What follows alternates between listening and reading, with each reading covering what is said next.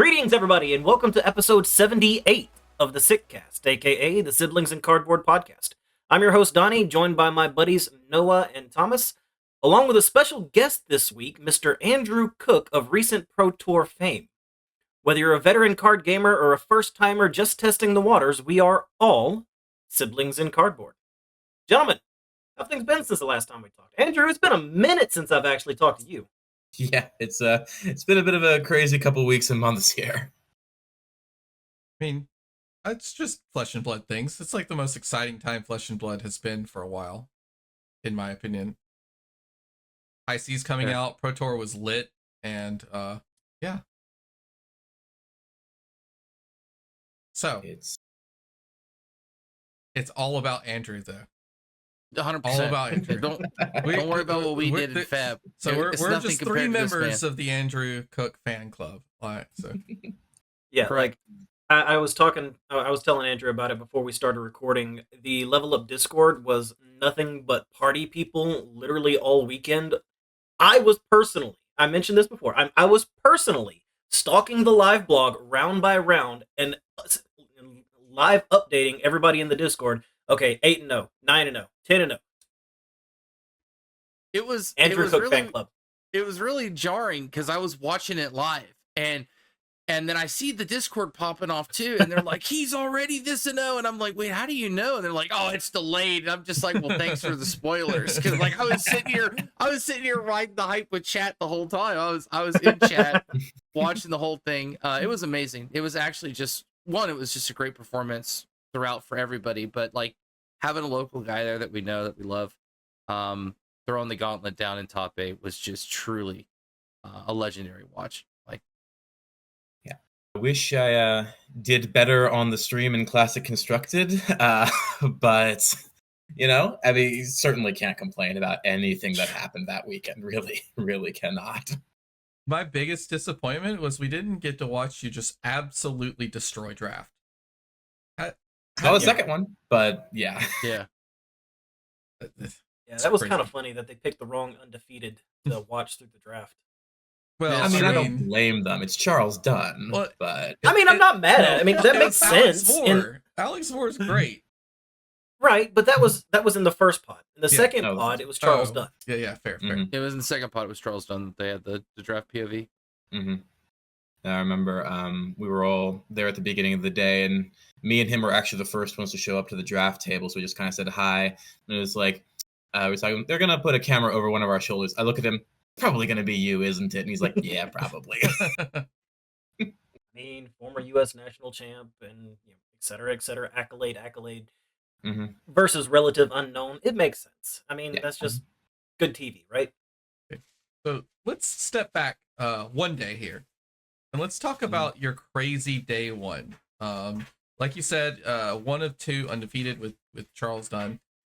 What's the build up to that? Like, let's talk about the hero you chose, who you are, and your story of like going undefeated in Pro Tour. Yeah. So I am a Prism player, through and through. Been playing her ever since the new Luminaris came out in Heavy Hitters. It's what I'm known for around these parts. And it's what I've gotten pretty much all my best finishes on so far. So a couple battle hardened top 8s, calling cash, and some pro quest wins as well, including what got me qualified for some of these events. So it was already a comfort pick for me. And when I figured that it was pretty good into this meta as well, I couldn't see much of a reason not to continue playing it. Especially because even in this day and age, you know, over a year after the new version of it really kicked off, you still get percentage points into people not knowing how to handle her and what to do.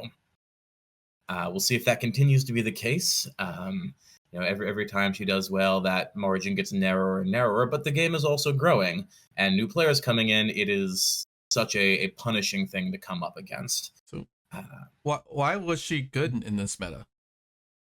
So first and foremost, the thing on everyone's mind was Aurora and Enigma, but primarily Aurora. Mm-hmm. And although Aurora is certainly one of the better aggro decks into Prism, simply because of the sheer amount of armor Runeblade gets to run, I still think it's favored. I still think is a deck that you can just flat out value and trade with in a lot of cases. So combine that with the fact that the Enigma matchup is very playable. I'll talk a little bit about that. So maybe go into what the people I played against, and the fact that almost all of the other popular decks, the Assassins, the Earth Heroes, particularly like Verdance, has become more and more popular.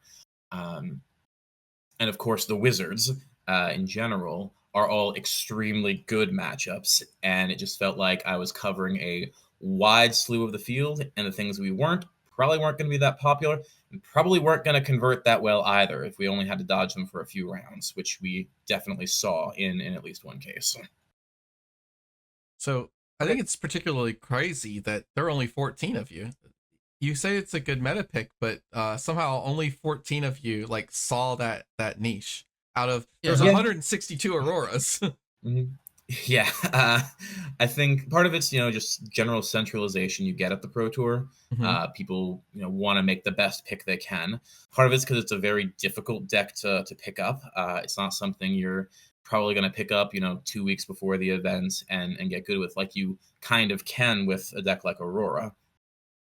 And then part of it I think is because people in the community, from what I heard, were kind of down on her. I think a lot of people thought she wasn't very good into Enigma and maybe didn't trade as well into Aurora as the people who were playing it thought. I know that people will say like, oh yeah, she's good, but she's like B tier, C tier even, which once people are expecting her and are practiced into her, maybe is closer to truth in the long run. But for this event, as it turned out, definitely did better than I think most people gave her credit for. Okay. Out of curiosity, this is something that I'm sure a lot of people are wondering. Since you seem to be an Illusionist main, why choose Prism over Enigma? Just because it's a comfort pick, or was there something else? Large part comfort pick. I shockingly have not really played much Enigma. I've dabbled in her a little bit. But the other thing is some of the pricing associated with playing Illusionist. I have some restrictions on me on that front, so buying the equipment and the staples that Enigma needs to run as opposed to what Prism can run would have been a not insignificant barrier for me. Understood. And even aside from that, yeah, I mean, a few things outside, but I already had those. It was definitely much easier to do. And even aside from that, I was not, again, if we're thinking about Aurora, Enigma's not terrible into Aurora, of course. We've seen plenty of Enigmas do very well, and I've heard people say that at the top levels it might even be favored, but that's at the very top levels with a lot of practice and reps into it, which was not something that I was either willing or kind of able to put in. I mentioned to you guys a little bit, I just moved.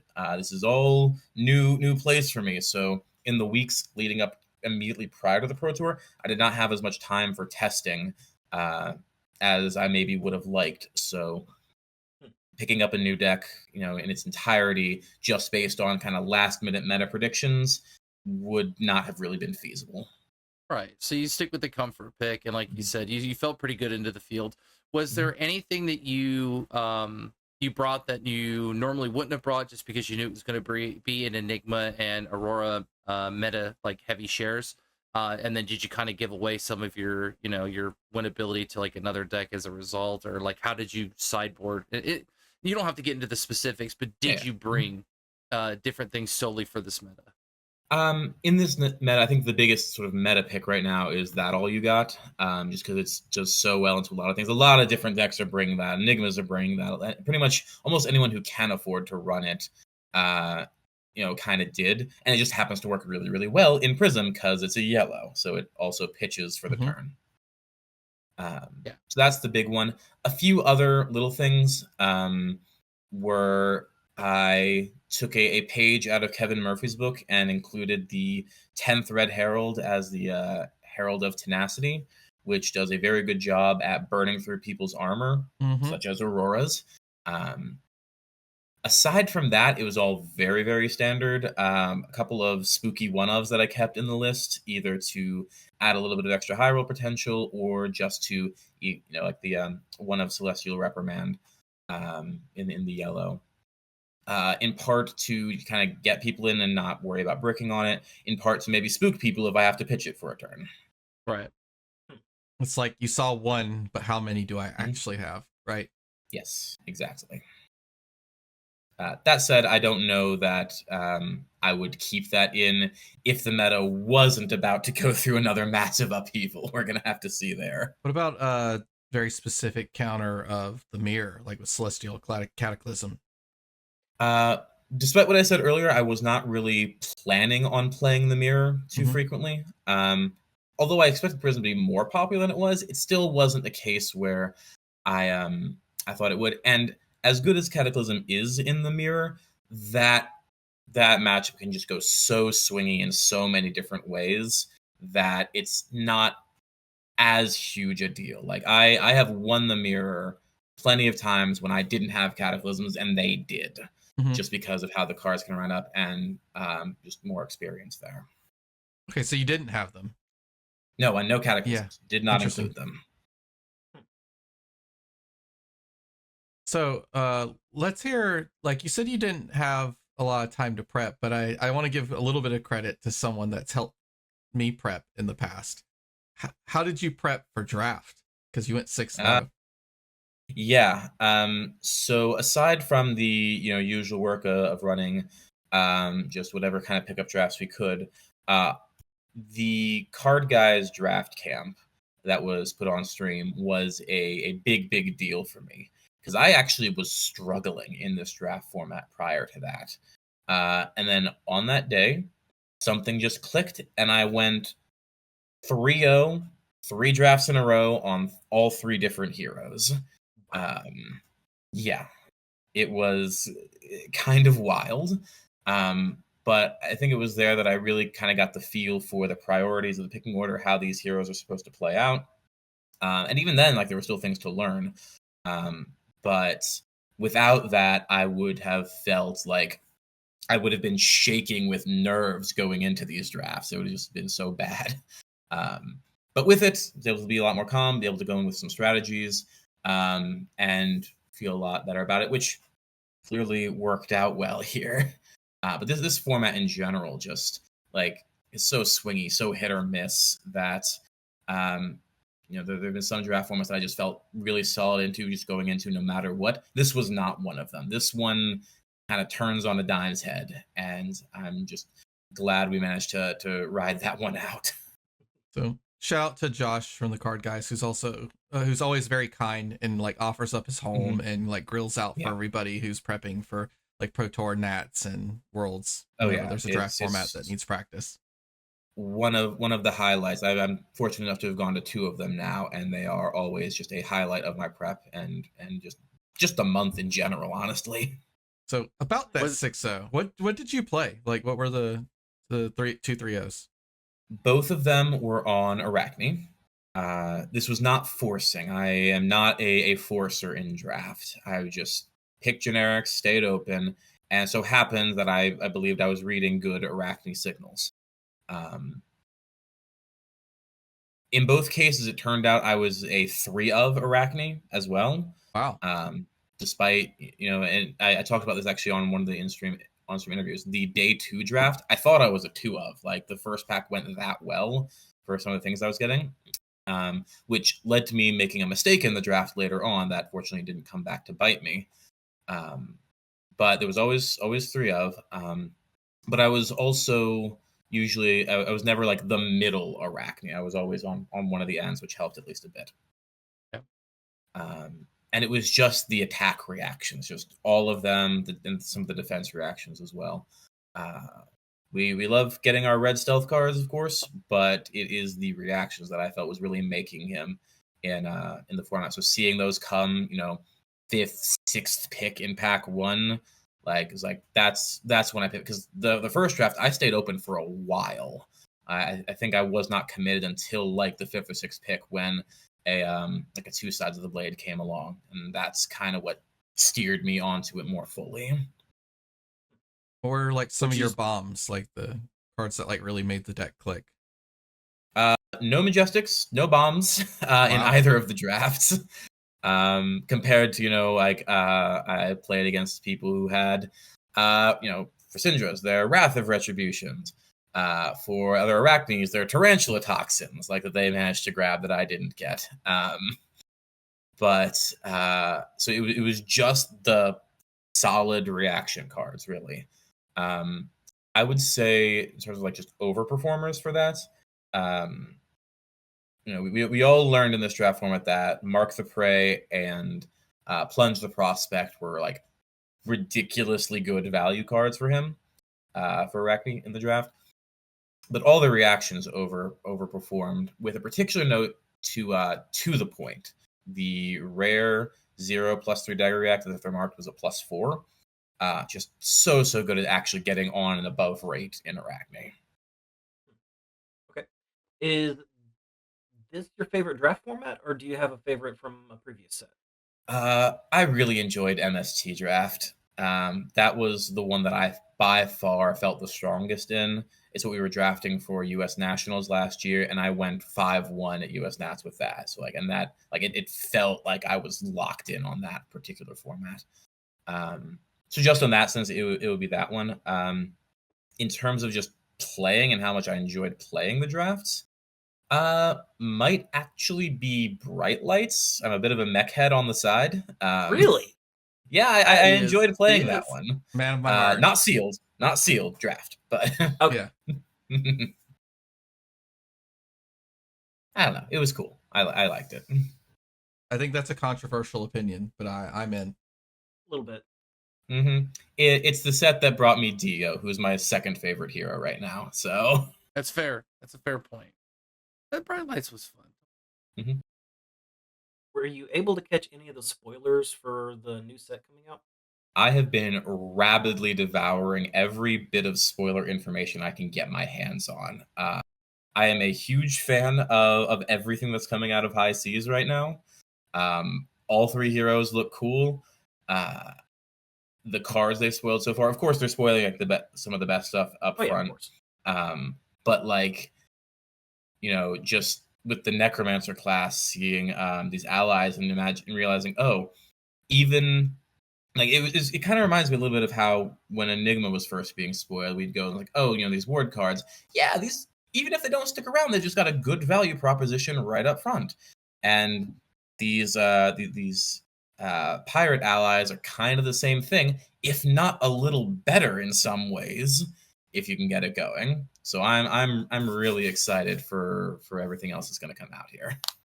We actually figured out if those things can block from hand yet or not, or is it still assumed to be 0 right now? The assumption, as I understand it, is that they don't block. It would be kind of wild if they did, considering Chum has a 6 in that corner. So I don't imagine that's how it's going to work. Gotta be something. Like if you could block for 6 and then also play him out of the graveyard, no shot. No shot. Yeah, that would be insane. So after going undefeated in day 1, what was like that evening like? Or I know you showed up in Discord a little bit to kind of discuss a little bit, or maybe that was mainly after day 2. It was after day 8. 2 that I really jumped in and I tried to get prep in. Day 1 was mostly just trying to stay relaxed, not get too ahead of myself. I went out to get dinner with a couple other people there, and then had to travel back to my Airbnb. Unfortunately, when I booked the Airbnb, you guys may know, of course, that they don't show you the exact location of the house until you've got like it all fully booked, right? Yep. And the convention center is on the side of the river. So when I booked it, I was trying to make my spot within walking distance. Unfortunately, when I got it booked, it turned out it was on the other side of the river. Oh, you had to cross the. So I was the transportation wound up being a lot longer than I had hoped. Did you have to take the ferry, or did you like drive around to the bridge? So I was mainly taking the tubes Mhm. and occasional buses Yep. to get to and from. How Which good would take transportation? quite good, quite good. The tubes are very very efficient for getting around, and then for the most part the buses work. We in our being tourist time the week after, we did run into one issue where the bus just got so bogged down in traffic in sort of the heart of London that it really wasn't worth it to take. But the fact that they're there and they show up on time is a lot more than some places can say. Looking at Okay. you, Atlanta. Yeesh. Okay. So, all right. Day 2's done. And I know even like the last couple of games, you kind of got to already start the relaxation because I think you were locked in with like 3 games left to play. It was the third to final round. I was playing against Max Diekman, actually, the eventual runner-up. That was my win. Like from the moment draft was done, I was on a win it in. Because X3 for me would have been good enough because I would have been the top X3 no matter what. And so just one more win guaranteed that.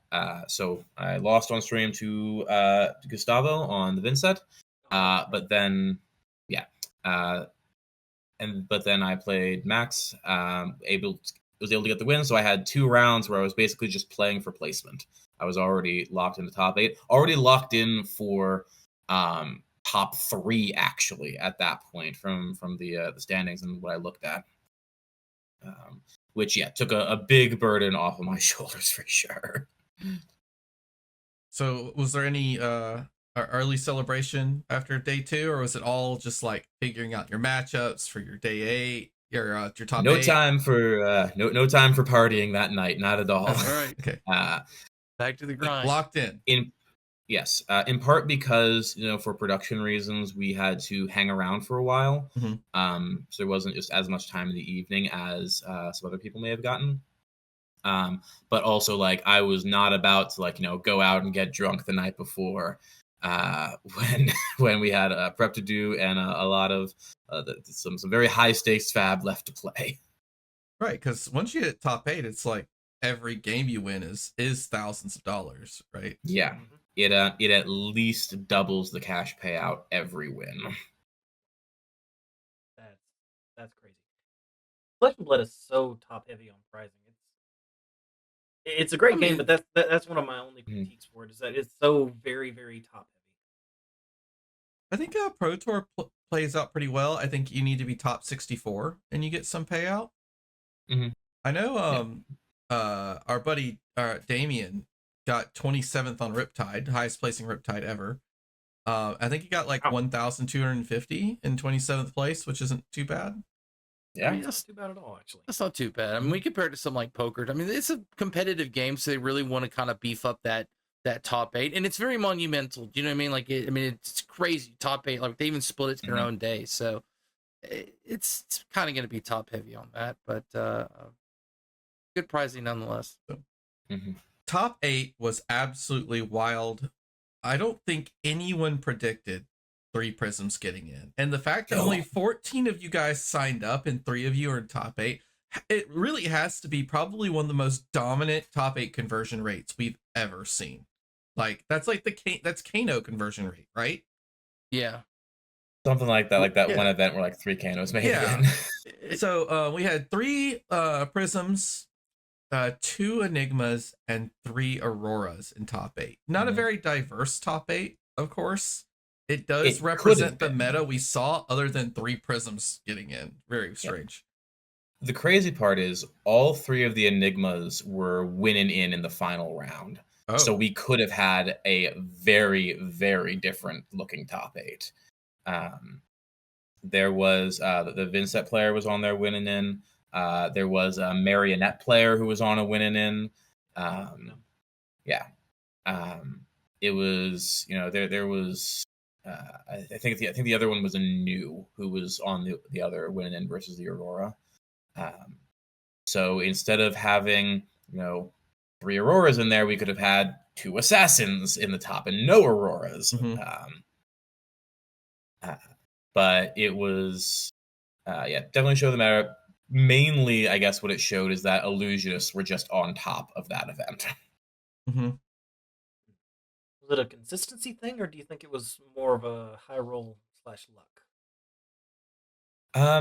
Well, I certainly can't say I didn't high roll. We didn't talk much about it with the day one, but anyone who goes back and looks into my pairings from day one will know that I had some things go my way. No, I'm not talking about you specifically. I would Mhm. never say that it was No, luck to but catch in the top 8. Mhm. Like the Illusionists in general. Do you think the Illusionists were just on a hot streak, or was it just that they are a consistent class? I think that they are consistent, but they also, more than most classes, have the ability to high roll. And I think when you're at a Pro Tour, people said it before, to some extent you need to be able to get lucky to make it to the top. Mm-hmm. And especially given the representation from the Enigmas, I would not be at all surprised to see that a lot of, a decent number of their games, they were just kind of firing off without running into many stumbling blocks. I also saw an interesting statistic, which was that compared to the expected number of Auroras faced, the majority of the top 8 hit like one fewer than that. So all of us kind of dodged Aurora a little bit. Including which was the other interesting. Auroras? For the most part, yes. I think, it was an average, so, some players did face, 4 Auroras in the Swiss portion. But for everyone else, it was like, maybe they hit 2, I only hit 1. So given how much of a top deck she was shown to be, Wow. like that's potentially a factor that can be looked at. Just the fact that, like, if you were to just roll a die, I think almost 50% of the time you're supposed to play against an Aurora. Yeah, I mean, with Not quite that Auroras high, up but there. it was expected that you'd play like about 3 Auroras over the course of Swiss, and that's Mhm. just not what happened for the top 8 She was players. like 30% of the total meta. Almost exactly a third, I think. Yeah. That's insane. So which is also like one of the highest we've seen in a while as well. It was for very Pro high Tour. shares. Mhm. It's the aggro deck effect, I think, which is It's the lightning People effect. I think the last one we saw like that was Lexi, wasn't it? Maybe because it was like even Yeah. Zen didn't get up to those numbers at Pro Tour in those events, I think. So, can we step back a little bit? I'd like to go back to day one and kind of go a little more round by round. Like, what did you face throughout the event? Sure, we can go through it. We were joking, of course, before the event. I was talking to some people like, what do we want to hit face round? You know exactly what we want to hit. And we did. I was paired into a Kano in the first round. okay.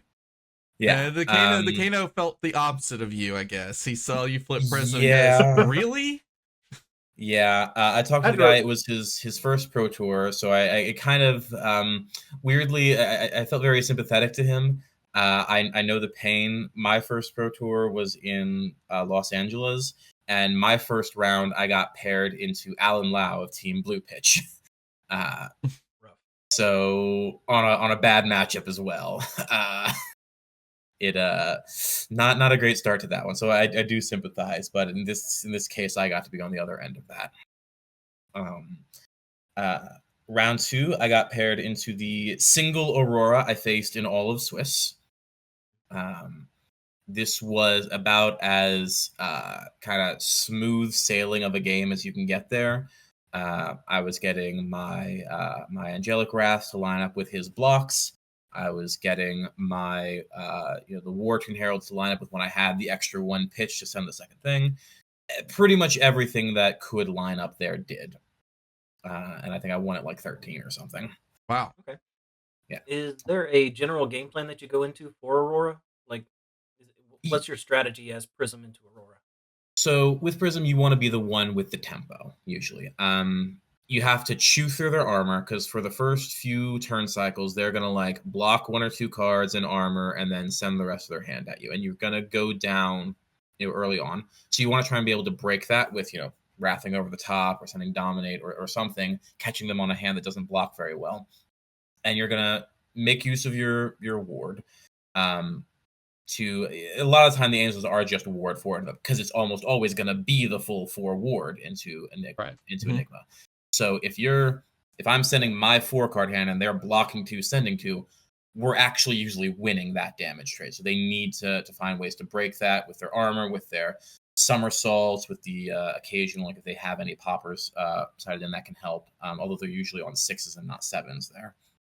Because like a 2-card, block and lightning press is still a 2-card block, which is exactly what we wanted from them anyway.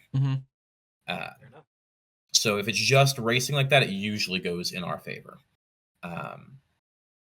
The big question for us, and we saw this in the top 8 with the Auroras, was face purgatory.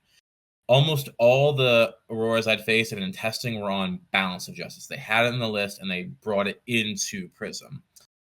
So that's what I was practiced and experienced on, and there's a very particular way you're supposed to play into that to kind of play around it and not let them just blow you out with a 6-card, aggressive arc lightning hand. Face Purgatory I didn't have as much experience to, and I think it showed. We'll talk about the top 8 game later, but we'll kind of come back to that. It's not something that came up in this round, and it's not something I had really been prepared for. But anyway, so that got that one. Round 3. I get paired into Cody Williams of the Runaways on Enigma. This was a great game. We almost went to time. It was very close. He, a few turns in, phantasmaclasmed my great library to the back into the deck. And then a few turns later, I drew it back up and was actually able to get it out that time. And that is the reason that I ended up winning that game, was because I was able to jam 5 cards hands into him to just take by the time, we'll keep pressuring him, and we got down to the last minute or so on the clock, and he conceded at that point. I was probably going to win even if we did go to time on not just that final turn, but he didn't let it get to the point. So big props to him. I understand his weekend went pretty poorly from there. I was kind of the first nail, but it was a really fantastic game, and I was glad to have it. Round 4, another runaway, Yuanji Lee. You're just playing all also, of them, okay. Yeah, he was just playing all of them. Also on Kano. So of the 8, I think, Kanos who were in the tournament, I found 2 of them day 1. Oh, yeah, it was 8. That's gotta feel good. Yeah, it did. So yeah, I mean, it's Prism Kano. He did the best he could. The one turn very early on before I had like my first Figment out that he could have gone off, he just didn't have the cards to do so. So he just kind of fell out from there. It was interesting that he was the first Kano I've played who was on the screw Waning Moon. We're just gonna play Crucible and try and blow him up before anything can happen. It didn't work out for him, but I thought it was interesting, and it did present a new bit of interesting point on the math that you have to run onto, like, are you in danger or not? Okay. Cool. And then 5th final round of Swiss Day 1, I played into an Aelia, which is another, in my opinion at least, very good matchup for Prism. How's that? Now, Sorry, how is that? So Aelia is another deck that has no armor and can't usually block very well. So Heralds just get them. They get 1 block with the gloves, because usually you bring in the Warmongers Diplomacy gloves, but like outside of that, you almost just can never block Prism. And also, if you are, you're losing. Even if you're getting hit with Red Ledger, like, your hand just converts so well. You could turn 1 card into an angel. You could block with boots if you have to, and then like they're like, haha, Red Ledger, and you're like, haha, still 2-card 7. Okay. Yeah. Fair enough. Now, granted, Aelia does have a number of very potent tech pieces into us that she can run, and this one had them. Like, they had the tar pit traps, they had the battering bolt poppers, and those showed up relatively early. So like, I actually went very low, very fast, just trying to close that. But then we got to the turn where I was able to flip an attack with the Soraya Angel, draw 2. And although I couldn't play it that turn, I was able to arsenal the Arclight Sentinel, which first action they take, because Aelia has to take actions before they can send an attack usually. I happened to draw 2 blues, so I just jammed it out there, swung the Sarai again next turn, and it was basically over at that point. You didn't even like bait like a second non-attack action. You just said, nope. We're just going to get it. Nope. No, I don't really care if you get to get extra information based off of this. I am not going to risk you deciding, we're just going to kill this angel, right? I'm not exactly. Yeah. Mm-hmm. Because they could have just, they could shoot the angel snaps and then fire another arrow or something, right? Well, I think snaps was actually already burned at that point. They got to use an endless arrow, like they got to recycle it like 3 times that game. Because I was just saying no blocks. Try and get the Herald train rolling. Dang, and still came out on top. I bet that was a hell of a game to watch too. Yeah, I mean, it was very fast. So how many times were you on camera? I was not on camera until day 2. So they had me on for the entire draft and my follow-up game. Basically, like, of course, they were going to put the 2 undefeated players on camera. After that, they told me, like, yeah, you're staying on camera until you lose, basically. Yeah. Boy, they had you on camera for a lot longer than they probably expected. Yeah, I mean, part of it's just, from the first round there, they decided, like, okay, you are now the person we are following in this draft as well. But yeah, so they had me on that. And then after that, it was, I sort of, the story had been told. They know basically what's going to happen with me from there. So they didn't bring me back on again until the top 8. They had other people to play who were like on their win-ins and so forth for that. But speaking of the draft, that was the CC day 1. Going to the draft, as I mentioned before, stayed open, drafted Arachn, wound up as a 3 of, and a 2 of Fang pod, which was very scary to see. So like all of us were basically assuming, okay, one of the Fangs is going to 3-0 this pod, right? So we just start playing, and I have the notes written down here. Let me see if I remember this properly. Right, so first person I played against was one of the other Arachnes.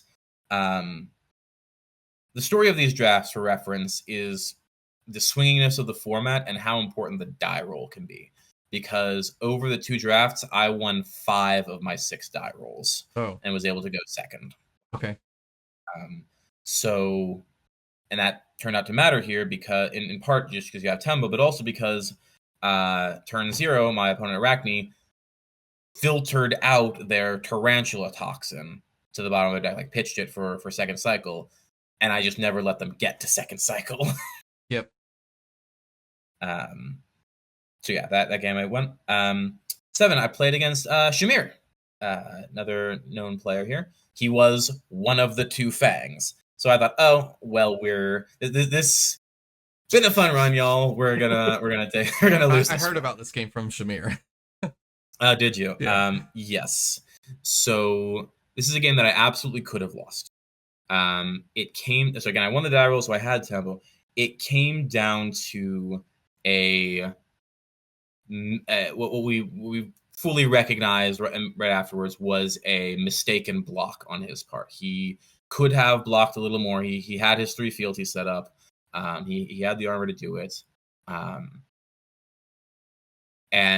he didn't. So I was able to use multiple attack reactions to push the dagger to lethal. And that was that. Yeah, just like almost out of nowhere, right? It was like a dagger for 7 out of nowhere. Yeah, dagger for 8 was what it was, yeah. He was at like 6 or something. He'll do it. Yeah.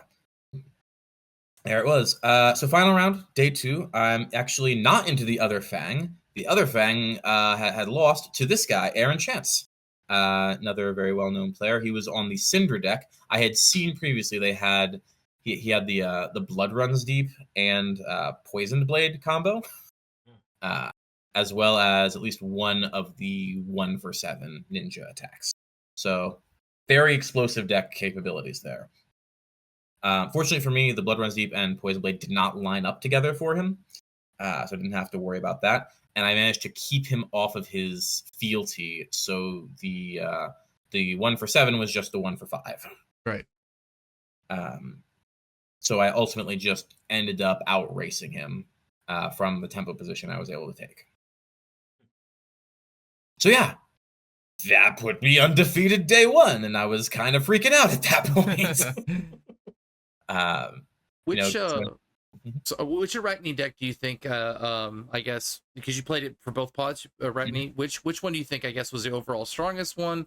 Is there one that you had a little bit more attack reactions on? Than I know you said you kind of found real plentiful with those. But I mean, did you feel like they were the star of the show? And which?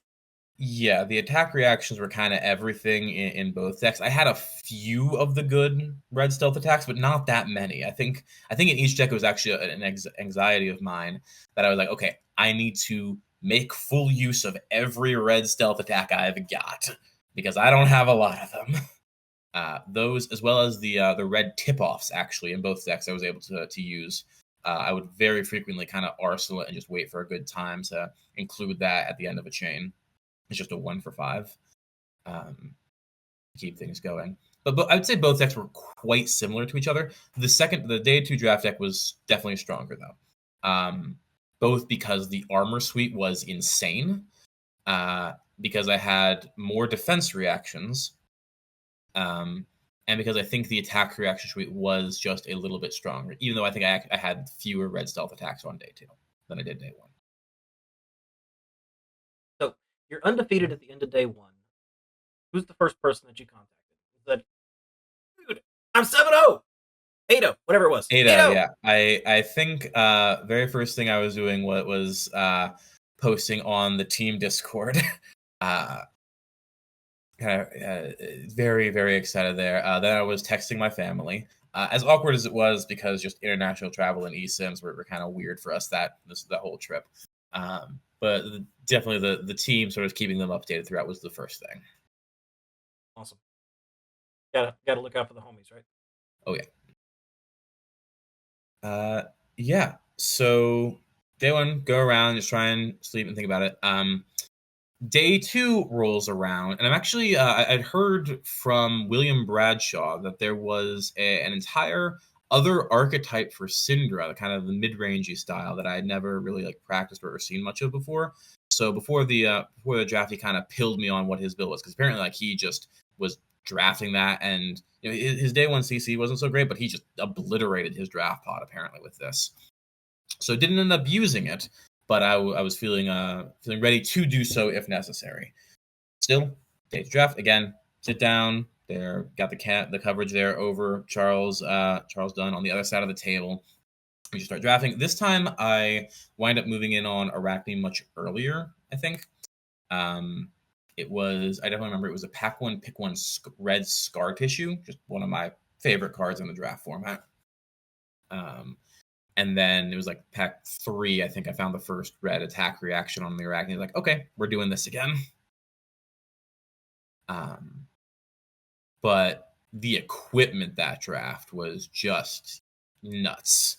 I mean, this was the one that was on stream, so you guys anyone can go back and see it. But I had 3 of the red alert pieces, and then the Blade Beckner, the Guardwell arms. So no danger digits, but just potentially 8 points of armor block. Right, very tanky. Just ready to go. Yeah. Yeah.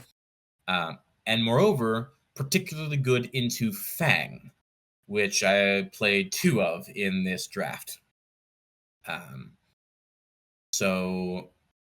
the other thing about this particular draft, which was interesting, and there's maybe some discussion to be had about this, is that it was open deck list or open format. Because this draft was on the stream, they did not want it to be a situation where anyone would get an advantage or a disadvantage in particular from having their deck shown on the stream. Mm-hmm.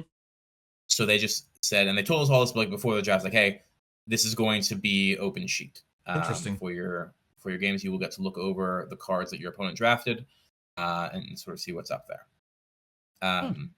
Which turned out to be a fairly large deal, because when I sat down across from Charles Dunn and took a look at his sheet, I was able to look at it and say, okay, I see exactly what his deck wants to do. I see exactly what the weakness of this deck is, which is that it does not want to block and it only has 1 defense reaction. Mm-hmm. So Yeah. So once I, again, win the die roll this game, I am able to take tempo. And once that one defense reaction is gone, I know I'm golden to just force anything over the top that I want to. If I need to get a mark on hit, I can do that. If I want to go for lethal, I'm safe to do it. And I know it's locked in. It's really interesting. I didn't know that. I didn't know that you had open deck list for the draft. Yeah. There, it definitely changed the dynamic of the games, knowing what's in your opponent's list like that. So I'll be curious to see if they continue to do so, or if they try to like set up the stream delay in such a way. 'Cause it's not even necessarily about the stream delay though, because people do watch the game. Like if you're in the coverage area, people can watch the games happening live right there. Mm-hmm. Right. So I don't know that it's possible to be able to 100% say that no one is going to know about the list if you don't do open. I think that's a reasonable way to maintain integrity, right? If it seems like some decks getting an advantage. Like you get to know when he's out of D-reacts, but yeah, it definitely made some of the planning easier into that matchup. So yeah, we played into him. The next round we get paired into for reference, this was another 2 of Fang pot, and Charles Dunn was 1 of 2 Fangs. So I understand from the stream that they were of course they were following along with his draft. They were kind of freaking out and thought he had a crazy good deck, which it was good. Just exploitable in this one way. Mm-hmm. So they get paired into a Syndra, who I get to look across. Again, I see 1 defense reaction. So apparently this is just not either a lot of them going around, or they just happen to be taken by different people. And again, I see the Art of the Dragonfire, the 1 for 7 there. So I'm like, okay, just stop him from marking me. And that card is not nearly as scary. Still good. 1 for 5 block 3 is nothing to joke at, even in this format. But it was nothing. This was the one game I lost the die roll. So they were able to have the early tempo.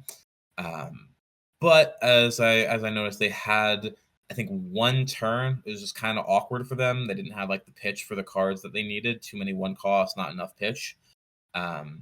So from that, I was still able to take it around.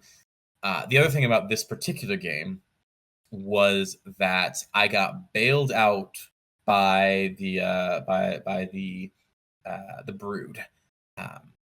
The weakness of my day to Arachn deck was that I had 0 ways to make the Calicera. Oh. Yeah. And not for lack of opportunity. Mm-hmm. In the second pack, there were about, so I think, as I recall, there were 2 of the Whittle from Bones in the same pack. Like one of them was the foil. And at that point, this is when I had mistakenly thought there was only 1 other Arachne in the pod. So I thought I was safe to ship that and get one of them on the wheel. Mm-hmm. And take just like another reaction, or something. I think it was a defense reaction in that pack I took. And then in the next pack that came, there was another Whittle from Bone in that pack. It's like, oh, surely, no one's going to take all of these, right? But there were 2 Arachnes, so they all got scooped up. So I had none. There were never any Orb Weaver spinnerets going around that I saw. That's just going to be a pit in your stomach, right? When you realize you're not getting any of these Chilicerate creators. And my deck is very heavy on the attack reactions, including ones that specifically need to be done on the daggers. So I can never afford to go down to 0 daggers. And even breaking 1 dagger is potentially a very large loss in flexibility. Mm-hmm. So this game against Syndra, the first time I rolled into one of the Chaos Assassins, one of them, the Brood there, I rolled into Orb Weaver. So I was able to get the Calicera that way, which turned out to be a large deal because at the very end of the game, I had him in the dagger lock, where I was able to just swing 1 dagger, swing the other. He was at like 1, and the attack reaction just always seals it from there. So managed to sneak away with that one. Round 8, rematch against Aaron Chance again. Once again, finals of the draft pod. He was the other Fang in the pod, the person I was actually passing to for the 2 packs in the draft. Mm-hmm. And once again, I look at the deck sheet and I see 1 defense reaction. What's worse, it's lay low, which you can't play if you're marked. Yeah. So my entire plan that game was never let him not be marked. Always keep the mark rolling, and there's just it is just gonna brick this 1 card if he draws it, and I don't have to fear anything. And that's exactly what happened. I was able to keep the mark rolling. The only time that entire game he was not marked was when I reacted played two or 3 attack reactions on a dagger to drop him to 1. At which point it didn't matter anymore because I still had both of my hunter or hunteds still in the deck, which are the assassin attack reaction that if the opponent has played a reaction that's chain link, they lose a life, which it's Fang. They need to play attack reactions. Okay, so you had him reckless swing locked. Yes, I had him reckless swing locked. I happened to draw it the very next hand, so we didn't get dragged out or anything. But once he was at 1 from that, it was essentially over. And yeah, that was my 11-0 from 11-0. Yeah. So going undefeated in CC is a feat in and of itself, but going 6-0 in draft at the higher level, because a lot of people don't, it seems so obvious, but a lot of people don't realize that in day 2, that those top 2 draft tables, all those players are exceptional, and one of them is about to get 3 losses. Yeah, and it turned out that was Charles Dunn, which was wild. Yeah.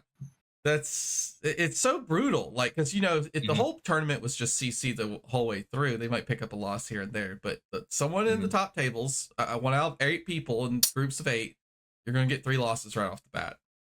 Yeah, That's so exactly everybody in those top tables 3-0'd the first day's draft pod, right? No. Some of them 2-1'd it. After all, Aaron Chance, who I beat in the finals of the day 1 draft, was in the day 2 draft. But with that said, that may have been their only loss. I think everyone in that draft was X1 or better with me and Charles, the XOs. So they were all at the very top, and basically whoever won that draft was going to be essentially on just a win and in from then out. Maybe not one of the X1s. Although it would have been a very close thing not getting it from there. Yeah, so we did that. I'm still thinking, just do not let it go to your head. Do not get ahead of yourself. There are still 4 rounds left. You can still lose this. Yep. And who do I get paired into first? But Gustavo on Vincent. One of the matchups I had been hoping to dodge for the tournament. Of course, I knew he was around the top tables, and I knew this was happening. I knew that it was at a certain point probably gonna happen at some point. And I went in with a plan, and I'm sure I could have executed this plan better because I have not had, we did some practice into Vincent before the tournament, but not a ton of reps or anything. So I did plan. I did my best with it. Probably could have done it better.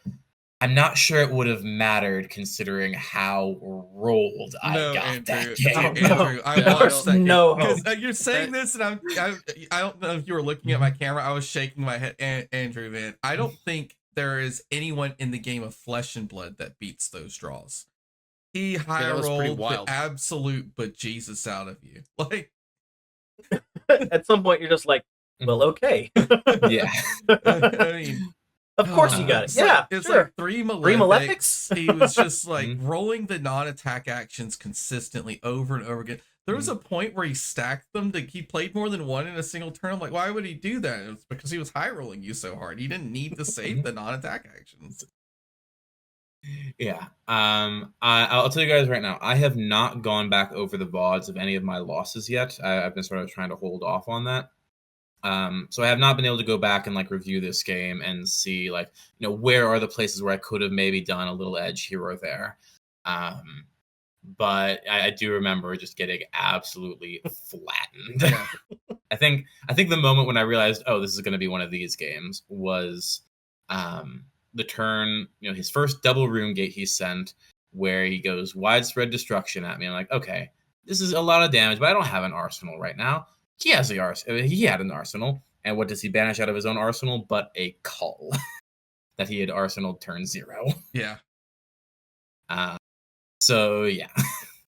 At that point, I was like, okay, this is going to be an uphill battle. Yeah, I remember watching that game and just watching your face through the game as he just consistently was throwing these just bomb Mhm. after bomb after bomb. It was entertaining watching you take it all in stride. Like, okay, yeah, okay, of course you did. At a certain point, you can only just kind of grin and go with it. Yeah. Right. Their deck is doing the thing they built it to do, and it's hard to not look at them and see that they're enjoying Mhm. flesh and blood. The deck is Oh, yeah.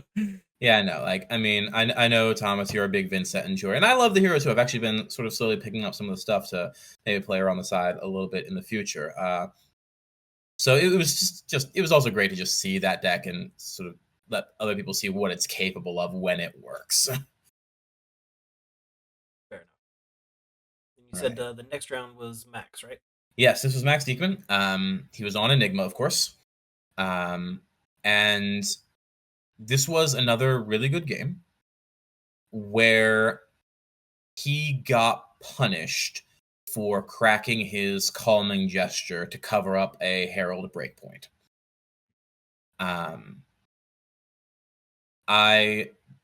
Enigma's gone, so there's no like holding this information back or anything. But I've been a big proponent of running aggressive into Enigmas with Prism. Running the Red Heralds, of course, but also like running Rapture, sort of keeping on the pressure, running a very minimal aura count.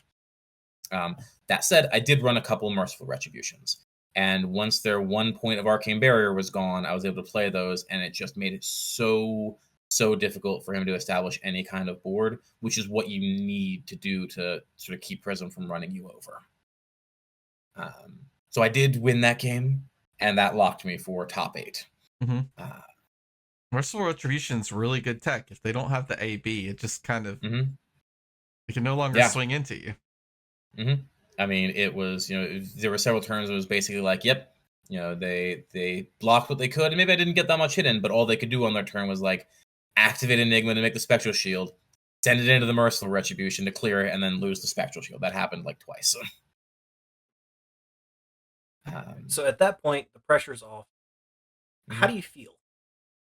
At that point, I was kind of not really fully registering it, I don't think. It was kind of just floating in the back of my mind.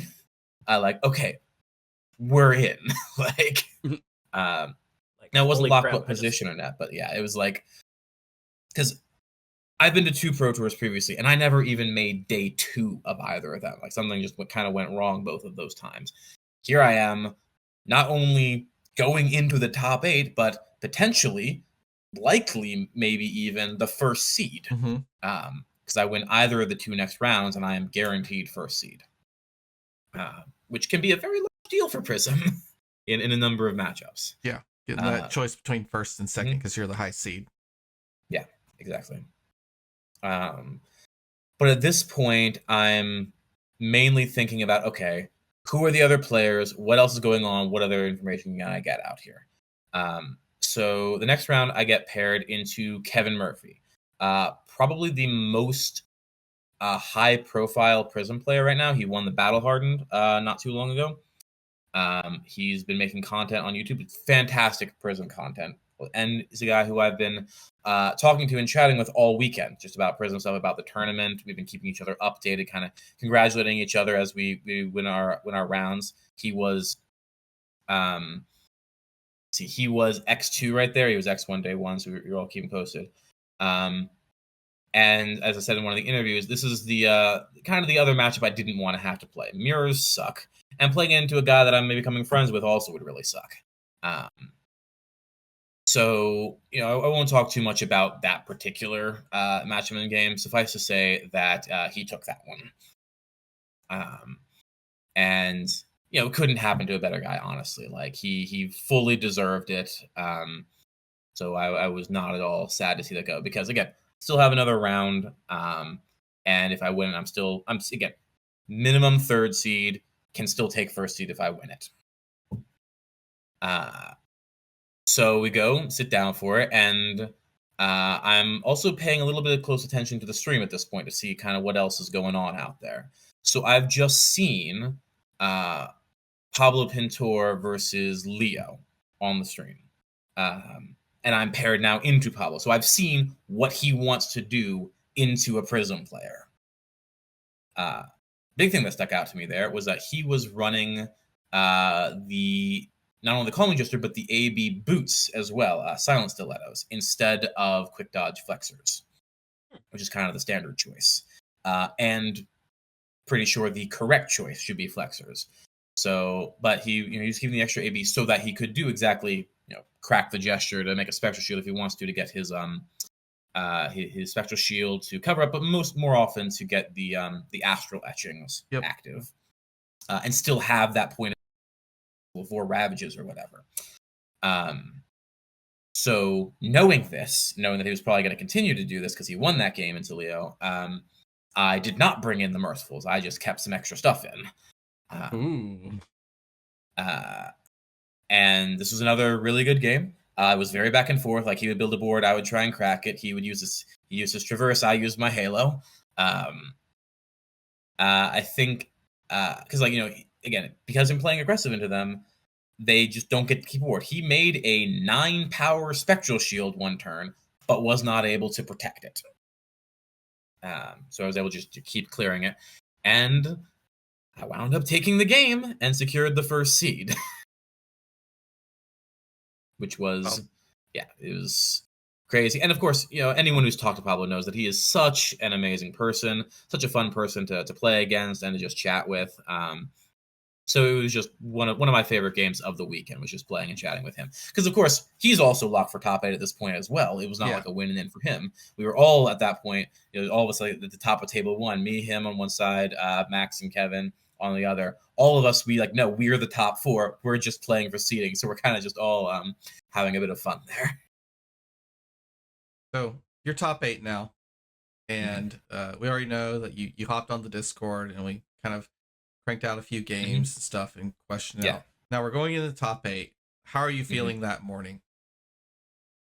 Jittery and a little bit nauseous, actually. I was a little worried that I was going to be sick that day. Fortunately, I think it was just a little bit of dehydration. I drank some water. I was able to get through it, and I was perfectly fine there. But I mean, I was at that point definitely feeling the fact that this is the highest stakes game of Flesh and Blood I have ever played. Yeah. And we didn't know until we got there what order the games were going to be played in. So I was kind of I was kind of assuming that I was going to be up first. First seed. They ended up deciding to kind of do this alternating thing, like on like the bottom to the top of the bracket. So it was actually the 2-7 game, I believe, that went first, and then I went second. Mm-hmm. So I'm able to sort of hang around. My family at this point had arrived in London for our sort of vacation touristy thing, and they actually showed up at the venue to kind of cheer me on, which was really, really awesome. Nice. Awesome. None of them are Flesh and Blood players. They have no idea what's going on, but they showed up. So yeah, just out for that game. And of course, we all saw I do end up losing this game. Mm-hmm. As I mentioned before, I have not gone back and gone over this game, except in my head somewhat. So maybe at a future date, I'll kind of talk or post something about kind of this game and what could have been done better. Because I know there were things that could have been done better. And it was a really, really close game and a really, really good game too, honestly. Jeremy Chen really wanted to sit down with you. Maybe you guys should sit down and do a retrospective on that game. Maybe so. I think a lot. This was such a breakout weekend for Prism that a lot of people are kind of looking back over these games. I know Kevin, for example, is going over VOD reviews for all of his games that were on stream. So I might end up seeing more stuff on that front as well. But this is a game that I think more than anything showed my lack of preparation into face purgatory. Not that, given how my hand light up, not that the face, the way what it ended up doing to me was as huge as it could have been, but I definitely could have made some better choices into it. The big one being the second choice. Up until then, like playing into Balance Justice Aurora, it was very, very clear you go second into Aurora. You just take the tempo, start stripping their armor, just go after them. Because when you're playing against Balance of Justice, you just need them to be not on a full hand so that you can do your Soraya turn and they won't just kill you for it. Face Purgatory is different because Face Purgatory is the disruptive piece, and you want to have 5 card hands playing into that. So you want to go first to be able to get your arsenal set up and send an aggressive 5 card hand into it, is the short of it. Yeah. And aside from that, just some really tight decision making that had to be made. Some really weird and funky lines that could have been taken that I ended up not. For anyone who wants to go back and look, I think the pivotal turn for me was the cycle where he played the burn up shock. Because at that moment, he plays the burn up shock and then he plays I think it was the Ravenous Rabble. At that point, I have full information because I know his last card is the Lightning Surge.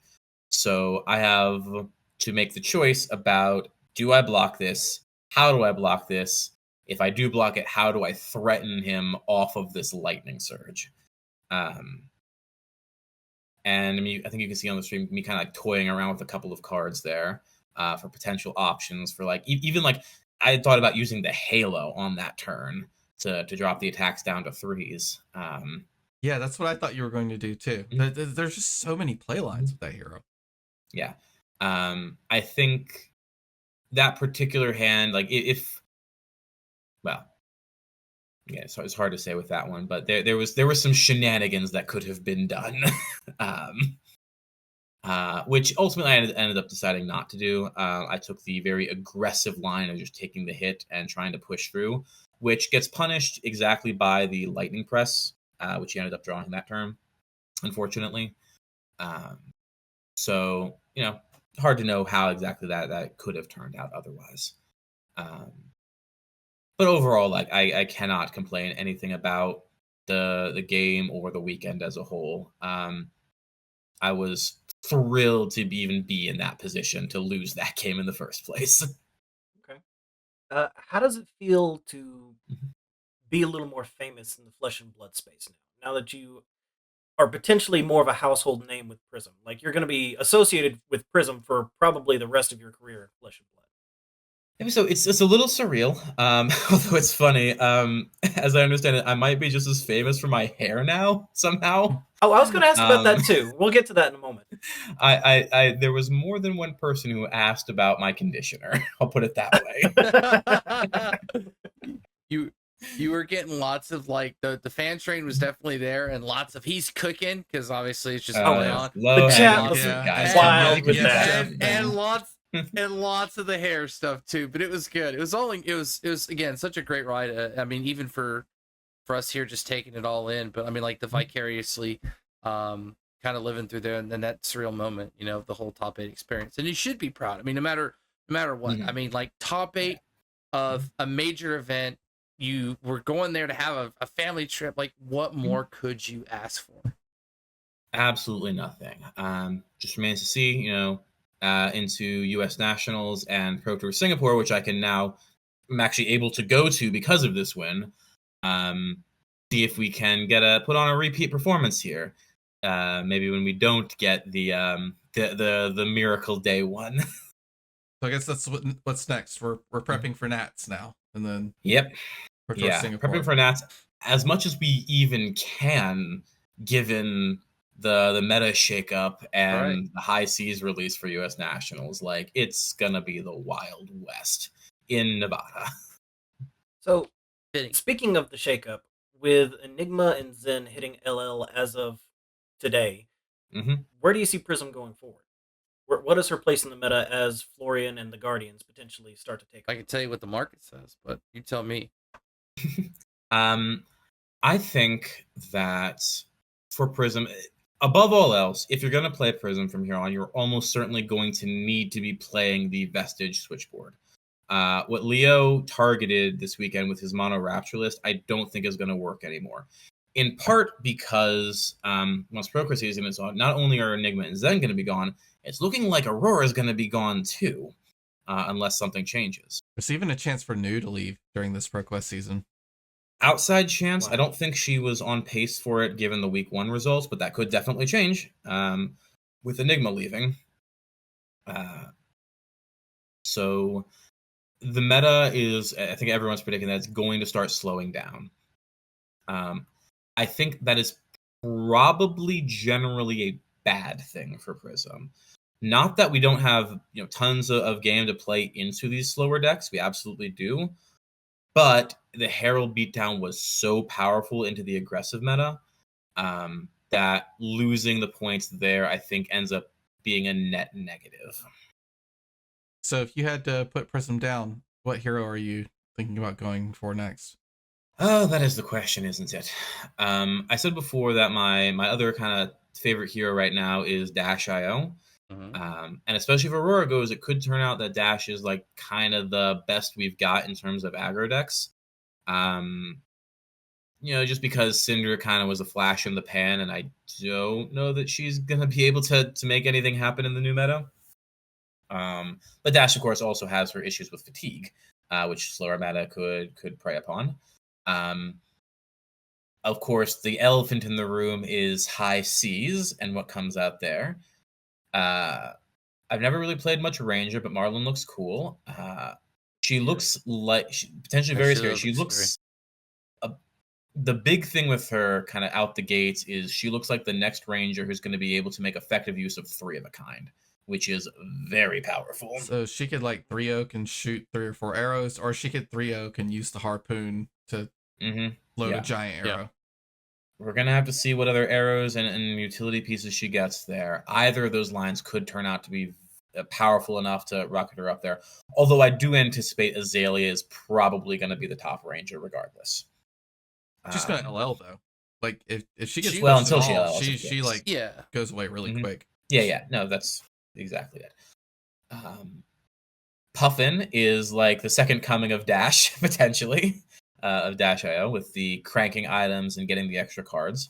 And Polly. Polly is so cool. I love that little part. Polly's adorable. There's good stuff going on in high seas. I think there's going to be I think there's definitely going to be a huge shakeup. Whether or not Gravy Bone settles the way, I mean, I hope he's good, but I just hope he's not too good.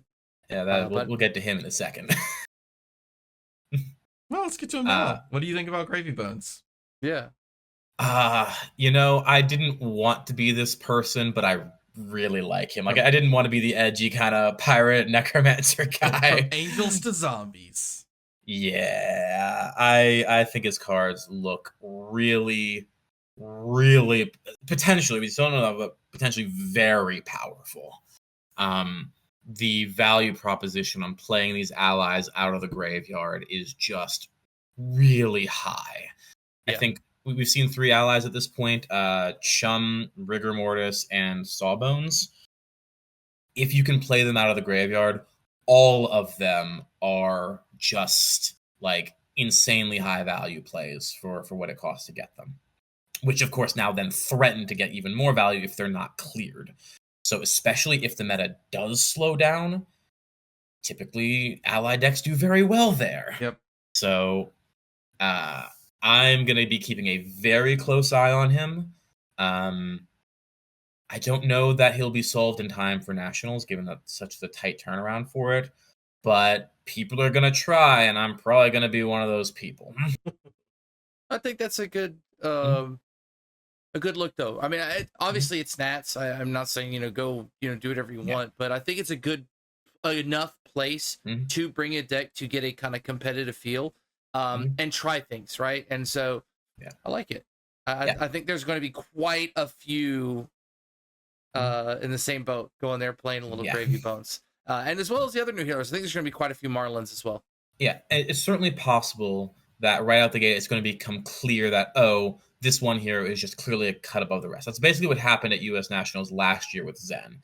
It became quickly clear to people who tested, this is broken. Like, this is what we should be playing. And that could absolutely happen again here with High Seas. It could, I think some people are already sort of speculating that it might be the second coming of Mistveil in that sense, because all three heroes look potentially very, very powerful. We'll see. We'll have to see. It's going to be interesting. Guardians are coming in, getting a big kind of rework, sort of. Maybe we don't know fully fleshed out there. We still know the big card pool, the commons, rares, they kind of matter. How the action point economy of all this is going to be. So a lot of questions up in the air. But it's definitely going to be a good time for Flesh and Blood. I think it's sort of a good switch. Move away from Enigma and Zen, and then potentially some other decks in the future. I got 2 more questions, and I think I'm about out of them. What was your favorite moment from the weekend as far as the Pro Tour goes? From the tournament itself, what was your favorite moment from the tournament? Favorite moment? I mentioned before, I think just the most fun I had that weekend was playing that game with Pablo Pintor in the very final round of Swiss. It was the game with the least stress. I'd never met him before, so it was awesome to get to know him over the course of that game. And it just meant that, later on when he won the whole thing, becoming our first ever 2-time Pro Tour champion, that I was thrilled to be able to cheer with everyone else for him for that. It was awesome. Awesome. And my other question, what is your favorite Cosmere novel? Oh, okay. Because people had mentioned the necklace. They'd noticed the necklace on stream. Dude, So that's right. there was some talk of Brandon Sanderson in the chat. Yeah, I am a big Brandon Sanderson fan. Actually, over the computer right now, I recently got my bookshelf set back up, and about 3/4 of it are Sanderson books. Nice. I would have to pick a favorite though. It's tough. I would say that right now it probably goes to I'm torn. I think it probably goes to The Way of Kings, first book in the Stormlight Archive. Fair. The- fair. The universe building alone. Yeah, Yes. I don't know that it's necessarily, not everybody was like the best book in the series so far, but it is like such a special one for me, really. Yeah, the Shalon chapters were really dry for me. If I had to pick a Cosmere novel, I think it'd be Oathbreaker. But Yeah, it's Oathbringer. absolutely a great one. My wife just finished Oathbringer, and she's like, "Why do people like this? It's just everything bad happening." Oh! Because Also, of that ending. Ooh, she's like, Sander okay, Lynch. excuse my French, but there's a phrase that people like in the Cosmere called "fuck Moash," and Yes. my wife was like, "Why are people so strongly feeling about him? I don't feel like that strong about him. I don't like. I actually don't even necessarily dislike him. Like, yet." Just wait. Dude, I walk in to tell her good night as she's getting done reading, and she's like kind of upset. And I'm like, "What happened?" She's like, "Fuck Moash." I'm like, Man, it's when Wind and Truth came out. I had it day of. I was finished with it like 3 days later, and it was such a torture having no one else I knew be finished with it yet. It took them like months. God, I had to. Okay, if you understand us people who read Sanderson, like we love these books. They make us emotional, Yes. and I went into Wind and look at Truth. my Discord knowing, handle. I think it's not right yeah, under yeah. here. It says misting right there. I know, like Wind and Truth. That's it as far as like mainline Stormlight archives for a very long time. Probably 10 years or so. Yeah. So we're gonna go to other places in the Cosmere. We're gonna learn a lot more about Scadrial and Hoyt and all the other fun Cosmere things. But our boy Kaladin, he's gonna be a side character at best for a long time, unless he just shows up. I don't know, at the end of like the COVID crisis, and like Brandon Sanderson's like, "I wrote all these books." And he might do that to us again, which would be great, but you can't count on that. No. I trust him for books like these. I trust them to be on schedule and well previewed. Yeah. I love That was Brandon it. That was Sanderson. it as far as my questions go. I appreciate it. Okay, we could have As like a- we could have like a 90-minute episode where we just talk about Cosmere. So let's not get too Yes, far into yes, I it. could. Hey, Noah, you should read the Cosmere. You should read Brandon Sanderson. Absolutely. Yeah, and then I'll get it on the mix the next time. Yeah, start with Elantris though. Okay. So let's make sure you get your shout outs in. Andrew, do you have any shout outs you want to throw in? Yeah, a few. First, of course, to the team Go Again. We're starting to grow a little bit. We've got a lot of great players, and expect to see us tearing up nationals. We hope. A lot of people going to that, but just a lot of really great people helped prepare. We're doing good things over there. Secondary shout out, of course, to the card guys I mentioned earlier on the draft camp that they brought me to. That really helped. I think like this win of the ProTour would not have been possible without that. I don't think. Shout outs to our good friend Zach Jensen, who got me the last couple of cards I needed for the deck. Legendaries do be expensive. Facts. Zach is a gem. Yeah, absolutely. Yeah, Absolutely. he has his own channel as well where he does lore videos. Saint Havoc. Yep. I think Saint I Havoc. think he All just right. did one for Levia. I'll drop Mhm. his link in the description. Please do. And you may notice if you look closely on the stream, a couple of the sleeves of my equipment at the start of the games had a QR code for his channel on the back of them. So shout out to them, and a final shout out to my family who were there supporting, took time out of the tourist weekend to come and support me for that, which was really, really awesome, and just in general help with the travel since they were all there. So much love to them. Okay. So I may have to cut this out when I edit it later, but I guess we gotta make this like weird transition into Noah doing the market minute by himself. Maybe I'll leave this in here because it's a goofy blooper. Yeah, just throw it right afterwards. So And Noah, we'll talk about all the cards. if you didn't do an outro on yours, you need to record me an outro because we're gonna transition in there, so we don't need our traditional outro. Oh man, I didn't. In fact, I thought this was going first, so I threw it into you guys. Oh no, we got the guest comes on first. Well, hey, that's minutes I can cut off. Okay, but Donnie, we'll that figure it out. means that we still need you to shout out your channel and your writing that you do. Okay. Yeah, I am Draco Hominis 87 everywhere social media is sold. I do a lot of writing for Card Gamer.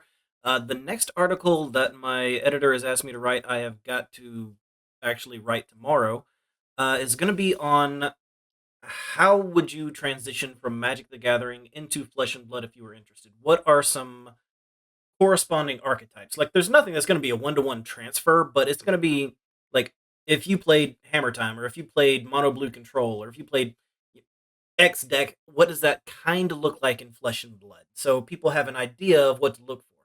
That's the premise behind the next article that I'm going to write. The last one was something really silly, which I was really proud of and got some really good feedback on, and that was the the top 5 heroes that you should not let house sit for you if you were going to be gone for a weekend. I love that one. I would love to do more of those, but I need people to read them so my editor actually knows that people like them. So cardgamer.com, look me up as Donnie K if you like written content. All right, everyone say bye. Then I'll do an awkward segue for Noah to do his market minute. Bye. Bye. All right, and now here's the awkward segue.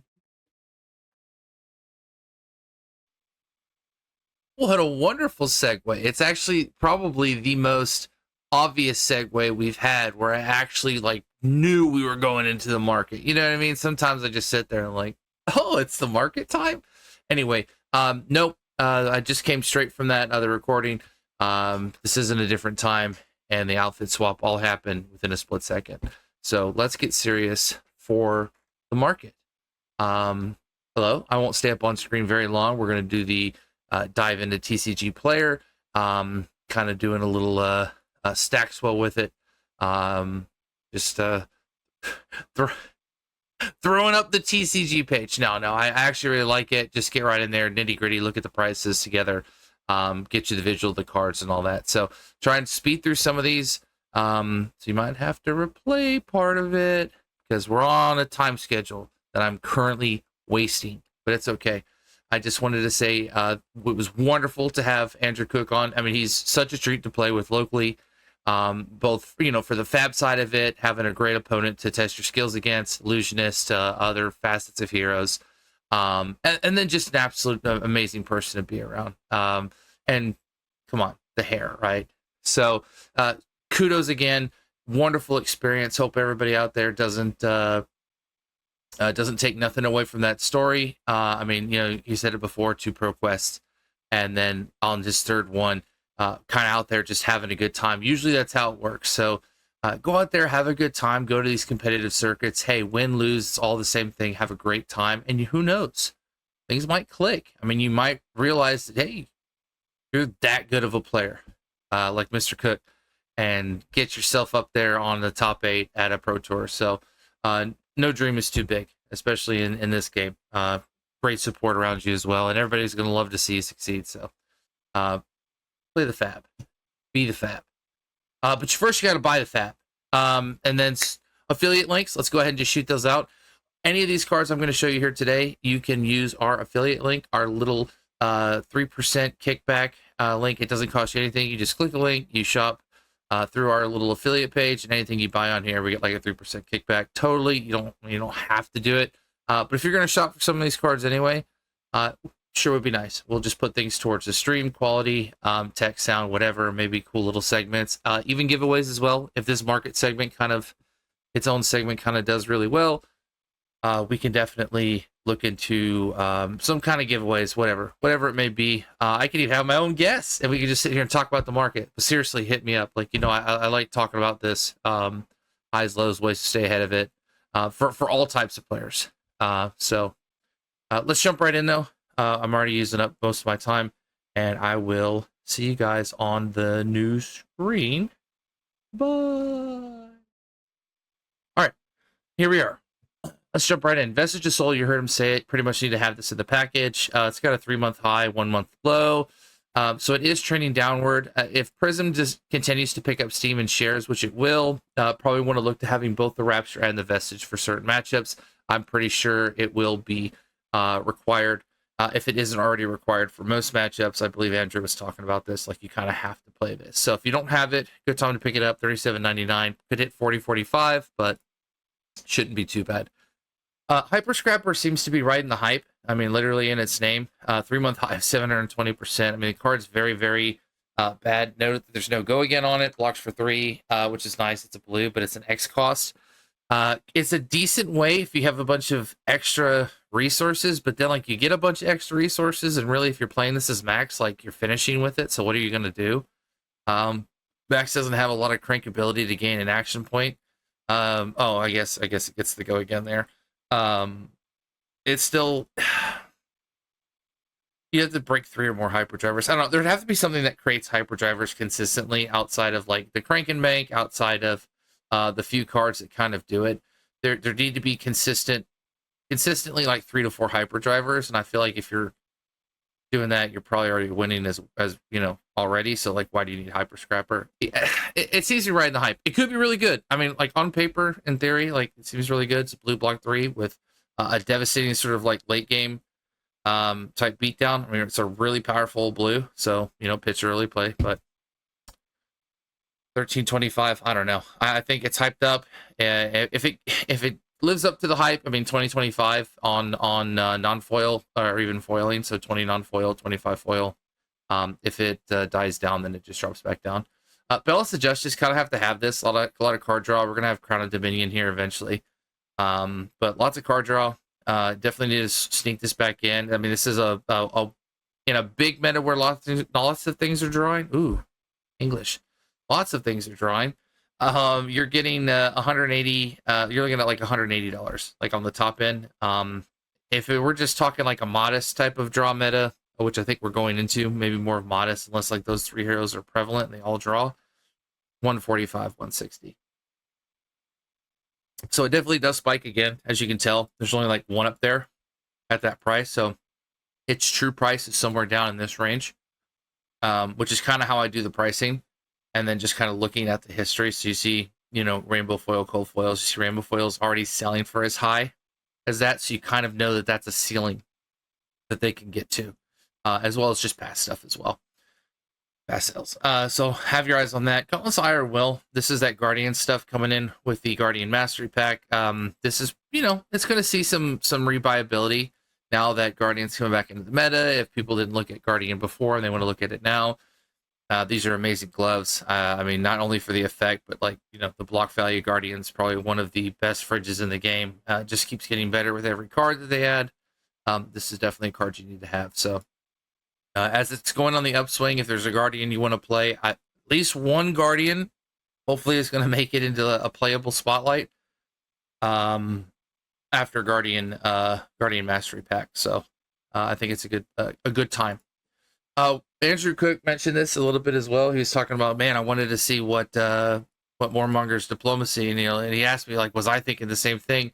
And I was only thinking about the price. And so just in terms of, well, Warmongers is on a downside, but he was like, no, he's like, those new heroes are going to get wrecked by Warmongers. And I was like, okay. So I can see it. So as it's trending down, Warmongers is a meta-driven card in the sense that the more things that are in the meta that it affects, the better it is. Probably a good time to make sure you have a play set. 78 feels high because, I know we're hoping it goes down a little bit more. If it's used in this next meta and all three decks kind of get hurt by it and, they're good, which track record of LSS says at least 1 out of the 3 will, if not 2, 2 out of the 3 will be somewhat competitive. You kind of have to think about Warmongers. You should think about it anyway. If Aelia gets any like stray pickups from this set, Warmongers kind of hurts the deck as well. So I think it's just a good card to have on your list, no matter what. If you don't have this, it's one of those staples where you got to bite the bullet. 78 just seems to be where it's at. I think in like real time, it could go down as low as 60. I mean, that's if it just sees no play, maybe like 45. Like weakest link, but when it's on meta, it's going to be high. Light of Soul, just keeping track of Prism cards, 112, 115. Could see a couple extra shares as people go into the weekend realize that the Illusionist hero that's left is Prism, and if they want to jump back on that train from the Enigma players, then they will need to pick up the Light of Soul. This is Empyrean Rapture if it loads. There we go. Sorry. I have some on Firefox and some on Google Chrome because it was just maybe it's just the amount of tabs I have, but it was just like not letting me load the card images. It does it sometimes. And I didn't want to clear the cache because I have all these cards saved. But keep an eye on Empyrean Rapture. $30, pretty healthy for a Dusk Till Dawn Majestic. It'll hover around this range until Prism kind of phases out in terms of popularity or meta. I would say the high for this is 35 or 40. It's a decent time to grab it if you're planning on playing Prism and you don't have it. So there's your 2 chess pieces that you would pretty much be using. There might be a situation for Tunic in some of the matchups. I don't think so, though.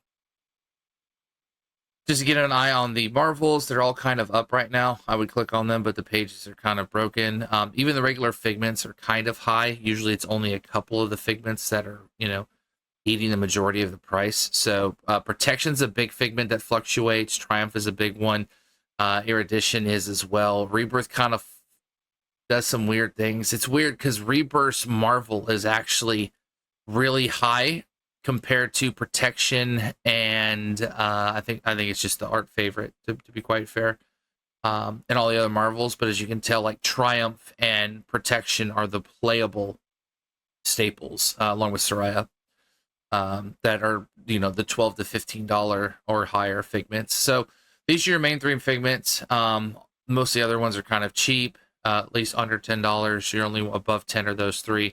And then you can see the suite of Marvels with the Triumph Ravages. They're kind of carrying the bulk of it.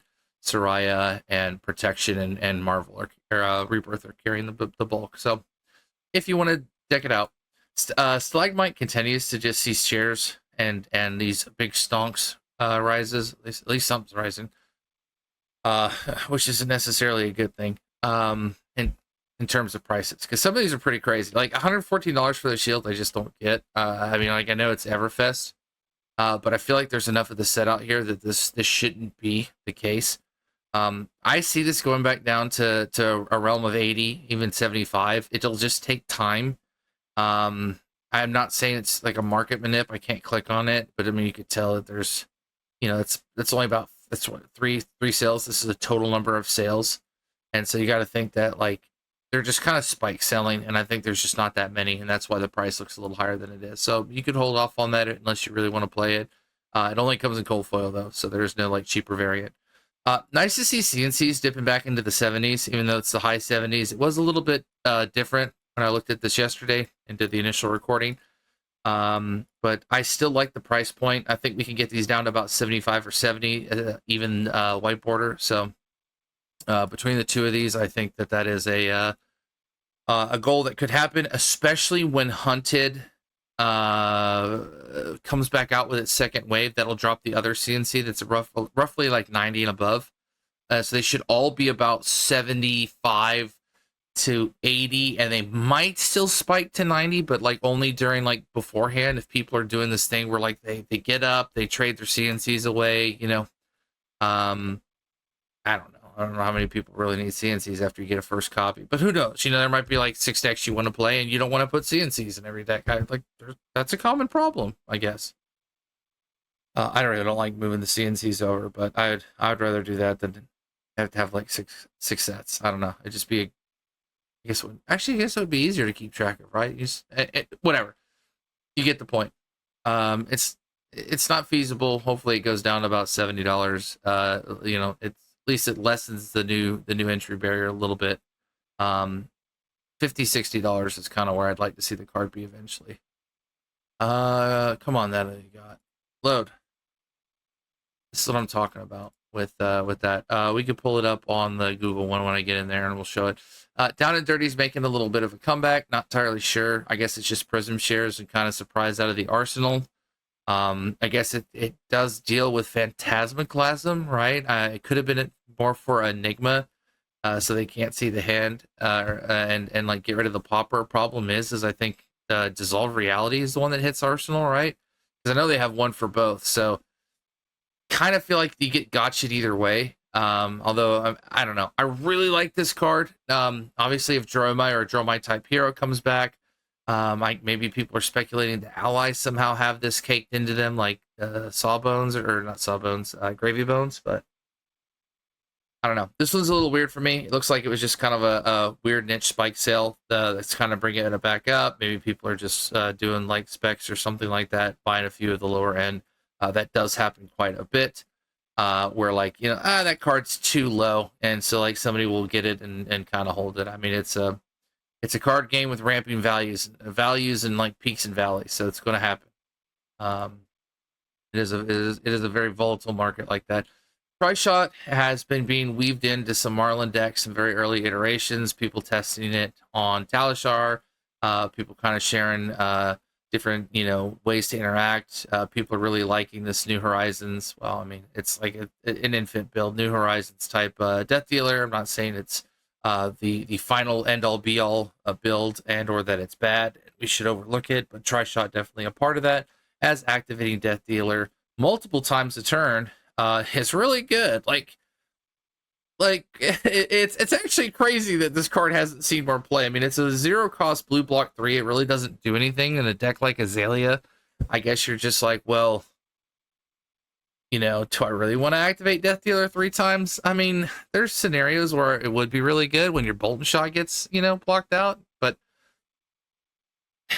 it just doesn't feel right to the deck. I mean, the deck just wants to use its entire hand, get Death Dealer once to replace itself for an Arsenal card if one's already not guaranteed through like a Codex or something. You know the drill, Aelia players. And move on. But this card's pretty good. It's on the radar. If it does see playability, it does double spike back up. If it's like a mainstream deck and Marlin, or a mainstream card for the deck, and Marlin's, running high shares of the meta. I mean, we could see this as upwards of $15, maybe even higher. It really just depends. There's quite a few on here, but only one page. So I definitely would take a look at this. Trench, nothing really to say. Great card, works with New Horizons really well. Riptide also had some success. Shout out to Damien. So I think that this card's actually aptly priced. I can't like interact with anything. Like the web pages are just broken. So we just kind of have this still image, and I do apologize. But you can get the gist of it in terms of kind of the real time prices that it's being sold at. $30. I mean, it's pretty fair. New Horizons, it's probably a little higher. More on this end now. I think this one's actually been bought. Gold foil will generally be a little lower than rainbow foil or spot on. Reason is there's less printing of the rainbow foil. Amazing card. If this does see play, we're talking like see top end, right? So like 180, 190, and then eventually falls back to 175 and kind of just hovers around there. So I think it just goes up unless it doesn't see play at all. Then it tanks. So it's a bit of a risk. But if you kind of wait till the ship's being sold or sailed, you're going to be paying a little bit of a tax. The good news is you probably be able to get a cold foil for real cheap. This was Stamp Authority. We'll talk about that on the Google side of things. Moonshot, just bringing it back up because I think this card's actually really cool. It's not a max specialization, but he's on the card. I feel like you should own this card, at least a play set if you ever plan on playing max. I just think that it will eventually be an integral card. They didn't design it for no reason and put them on it. I mean, like, let's just be real. So, Earthlord Bounty. For Volta, I know a lot of people are saying, no, you are not going to run it. You run this, you run that. It's the hype, right? So if you believe that this card's going to get used in some way or fashion and you like it, $35 isn't that bad. I've actually seen it a little crazier on spikes, and there's quite a few up here, so it's not like you're dealing with like the other time where it spiked up when Volta first got announced, where you were in this range trying to figure out if you wanted to buy it. 35 feels fair. Take a shot on it if you really want to play Volta. If it doesn't get used, it's still a very beautiful card from Everfest. I like just hold on to it. I feel like it'll get weaved in. I mean, again, it's kind of hard to create this card not see it have any use. This was Redback Shroud, and it's not going to load, so we'll just move on from that. Redback Shroud, just so you're aware, just was used at a couple of the decks to activate the Justinic, as it itself is an attack reaction, or not Justinic, the one that asks for attack reaction, Bonds of Agony or Persuasion. I always get it mixed up. Shows you how much I've been playing recently. Terrible sibling Big Macs. Figure it out. Which I need to, but it's for one of those two. It was a deck tech type of thing brought to ProTour London, which Assassin did really well. And you remember Cook was saying we could have had a very different top 8. So there was a Marionette, a new, as well as a Vincent. So a lot of decks still floating around there, nipping at the heels. And now Enigma's gone. Aurora's got quite a bit of points. Zen's gone. New's looking to be gone at some point as well. So we're gonna have a pretty crazy shakeup, and then like the meta will slow down with Guardians, so just to keep that there. And then the tap crashed, and that was Pulse Wave Harpoon. It's equipment hate, it's mech. We're in a mech sort of season with mechs, as well as the new set supporting some mech. I just think that one mech will have to come out with some playability. Pulse Wave Harpoon just finds its way into a lot of mech decks. I mean, equipment hate's great. This card continues to rise. I mean, I got rid of mine at 105. I thought it was very fair at that point. I think this is just kind of a market or a supply problem with Hunted. I just don't think people are actually putting these up. They're keeping them. They're running them in their decks type thing. They look really cool. They're keeping it for a long time. There's tons of different reasons. So this is generally $100 plus. I'd say 1.5, 110 is probably fair. In an oversaturated market, we're looking as low as 75. Grandeur of Valhai is kind of the same thing.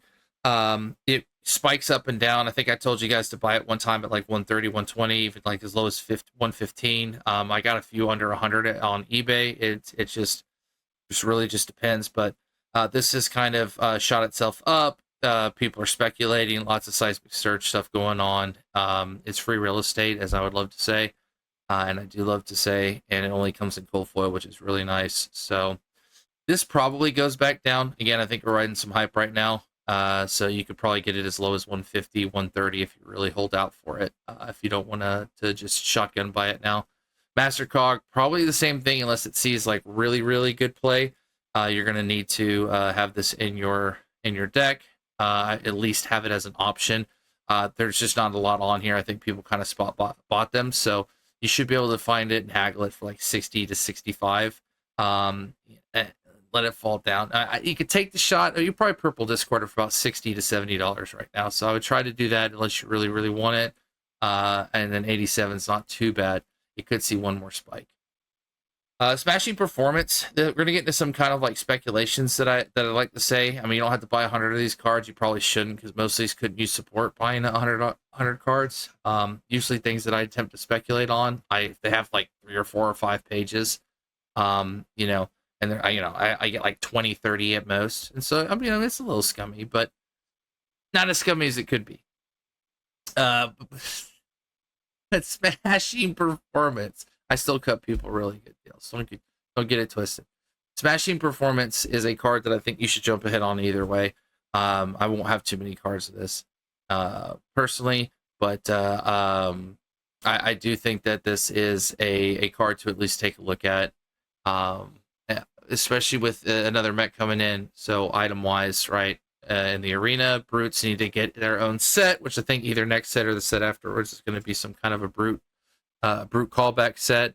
And I think that we really see Smashing Performance put in some good work. So definitely keep this on your radar. You should have a playset of it. I think the ceiling on this is like 15 when it's playable. Starshark, same thing. Ceiling's like 15 when it's playable. Bravo, one of the Guardians, needs to come back. Bravo, being the oldest Guardian, will need some help if he's ever going to reach LL. So I just think if you are a Guardian player, you haven't jumped on here, you're liking Guardian, you're like, I want to play all the Guardians eventually. Right now, get your Starstruck. Same thing with like Brute players, get your Smashing Performances. There's no reason to be a Brute player right now and not get Smashing Performances. Retrace the Past. This is a card I have a lot of copies of, but there's a lot of them up here. One day Katsuo will retrace his past and be an actual deck worth playing. This is definitely a card to have a playset of. This price is criminal. It's an expansion slot. We know what LSS likes to do with expansion slots. They will be used.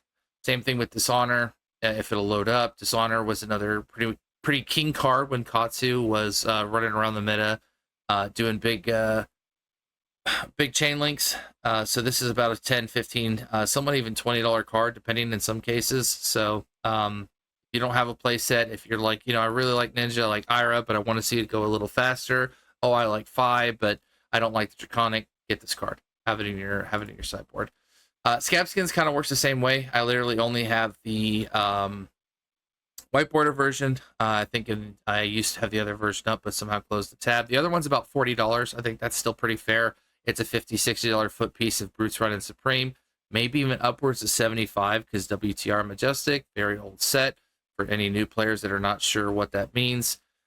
Just older set, kind of mainstream legendaries that are rainbow foil from the older sets. They usually keep their value pretty well. I think the off chance or the off one there is Skullbone Crosswrap is like a $40 legendary, which isn't bad, right? Like, I'm not saying all legendaries need to be like $900, but when the boxes are like 100 and something plus, you kind of want to have an idea of pulling something close to that. But $26 is very fair. If even if you just want to have something to play Brute, these are like your quintessential boots. They're not going anywhere. We'll swap over lastly to the Hunter's Clave and some other cards over here that I couldn't fit in. Hunter's Clave, I just wanted to mark because of the marionette that almost made it into top 8. This dagger kind of floats around here. The lowest I've seen was about $40. And now it's kind of like trending back upwards. I just think it's pretty crazy. Shouldn't be a $40 dagger, especially just straight up common. They're not common, but you know what I mean, non-foil. So just keeping an eye on that for any players. Dyadic Carapace, same thing. It still rises to 85. I think now that Enigma is gone and Zen is gone, I think Aurora is gonna like sweep in to be the top spot, and then things that play against Aurora. So this is going to have one final surge up, and then eventually you got to understand Aurora will LL. So as it gets closer, this card will start losing its value. As once Aurora goes, there's one less user, not necessarily use, but just one less user to be able to wear it. Hype for Rotten Remains kind of died down. So if you're like, oh my god, I missed the train, there was no train. This card still doesn't feel that good.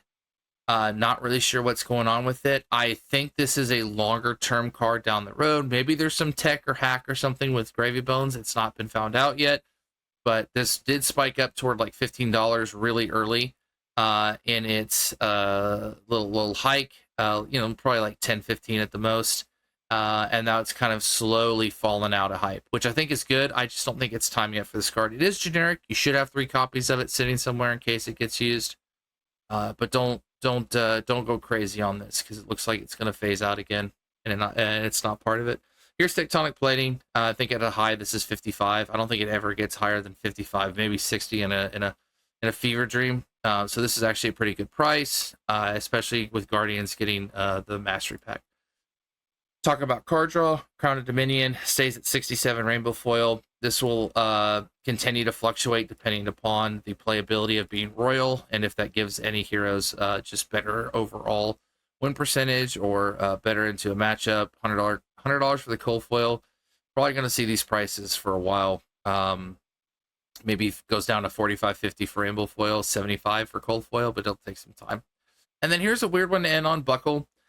This is not necessarily speculations or anything like that. Those ended with the Firefox tabs. Just wanted to go ahead and say that this card's like weirdly selling, and then it's not. I think people, again, just, it's got Guardian on it. It hits equipment, maybe for Jarl. Maybe people are throwing it around, trying to test it out. So, I mean, it really doesn't have that big of a standout usage, but I just wanted to keep it on the radar. Anyway, that about does it. For the market minute, I'll take us back over to me, and I will send us out. Hello again. All right. So thanks for running through the market with me. It was a blast. I didn't necessarily cut it down in time, but I kind of did. A little less rambling.